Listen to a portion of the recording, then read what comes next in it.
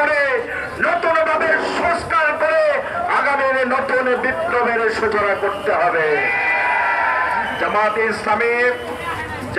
ইসলামী নির্বাচন বিরোধী নয়। জামাতে ইসলামী সবার আগে নির্বাচন চেয়েছে, কারণ দেখেছেন এজন্য জামাতে ইসলামী দাঁড়িপাল্লা মার্কা নিয়ে আমরা মানুষের দ্বারে দ্বারে, নারায়ণগঞ্জের মানুষের দ্বারে দ্বারে যাচ্ছি, ঠিক কিনা ভাইরা আমার?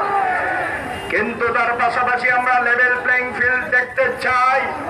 ওসি সাহেবের কাছে গেলে ওসি সাহেব যদি বলেন যে মামলা এখন নিতে পারবো না, সময় লাগবে, তখন আমরা বুঝতে পারি হয়তো ওসি সাহেব হচ্ছে সেই সময়